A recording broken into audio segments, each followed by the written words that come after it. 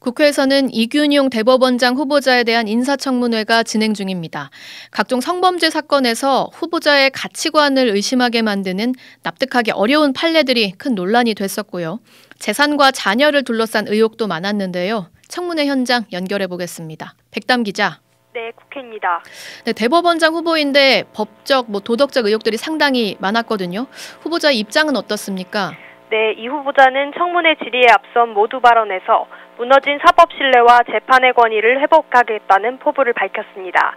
그는 재판 지연 문제를 당장 해결해야 할 과제로 제시하면서 동시에 법관이 진영 논리의 유혹을 느낀다면 사직서를 내야 될 때라며 편향성 논란을 일축했습니다. 또 이 후보자는 수년간 가족 명의의 비상장 주식을 신고하지 않은 논란에 대해선 송구하다며 고개를 숙였습니다. 들어보시죠. 재산 신고 등과 관련하여 미비한 점으로 드러난 부분에 대해서는 위원님들과 국민 여러분들께 송구하다는 말씀을 드립니다.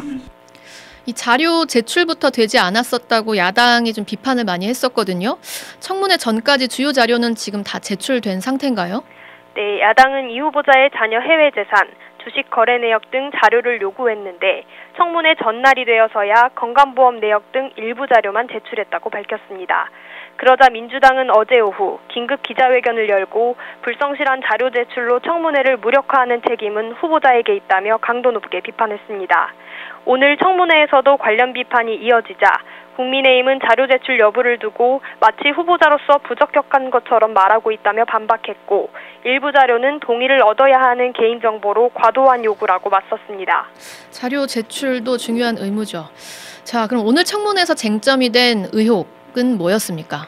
네, 민주당은 딸 증여세 탈루 의혹과 아들 김앤장 아빠 찬스 의혹을 집중적으로 물으며 이 후보자를 압박했습니다. 이 후보자는 논란에 대해 해명하면서도 가족 관련 의혹엔 송구하다며 거듭 고개를 숙였습니다. 또 이 후보자는 자녀 관련 여러 의혹에 법을 모른다는 해명을 잇따라 내놓기도 했는데요. 장녀가 6년간 한국 돈으로 약 6,800만 원을 받았는데도 재산 신고는 누락한 점에 대해서는 탈루를 인지하지 않았다. 딸이 첼리스트라 비행기 값이 많이 든다고 해명했고 아들과 딸이 최근까지 후보자의 직장 피부양자로 등록돼 건강보험법도 위반한 것 아니냐는 질의에는 자격이 안 되는지 몰랐다고 했습니다. 이러자 인사청문위원인 서동용 의원은 법관 출신 후보자가 법을 모르는 게 말이 되냐며 강도 높은 질타를 쏟아냈습니다. 들어보시죠. 이게 송구스럽다고 되시는 문제가 아니고 범죄를 저지르는 걸로 보이는데요. 아니 판사님이 법을 몰랐다는 이야기를 이렇게 가져가세요. 법을 모르는 판사를 국민이 좀 납득하기 어려울 것 같고 또 법 위반으로 보기는 어렵지만 판사로서의 자질 문제도 있었거든요. 특히 이제 성범죄 사건에서 가해자 중심적인 판결을 한 이력이 많이 공개돼서 논란이 됐었죠.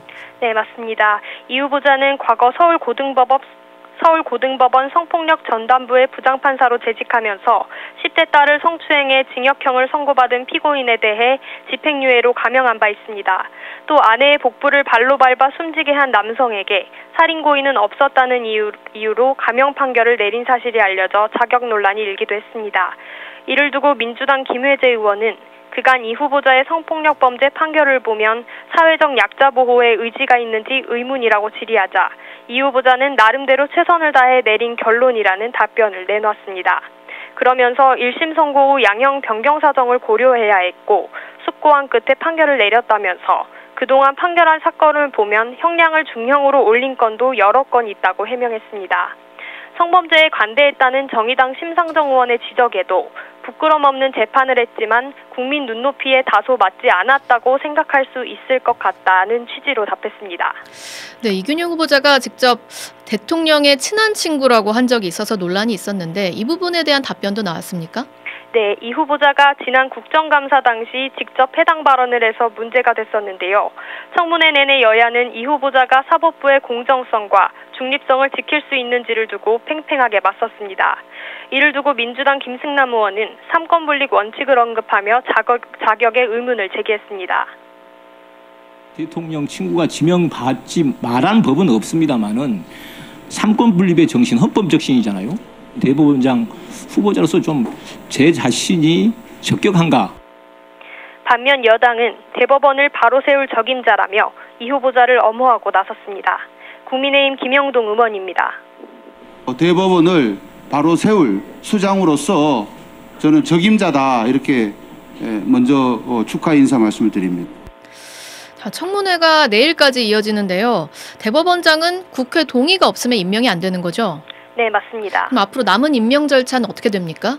네, 대법원장 후보자는 장관과 달리 국회가 동의해야 임명될 수 있습니다. 내일까지 이 후보자 인사청문회가 마무리된 뒤 여야는 오는 21일 대법원장 임명 동의안 경과보고서 채택 여부를 논의할 계획입니다. 지금까지 국회에서 전해드렸습니다.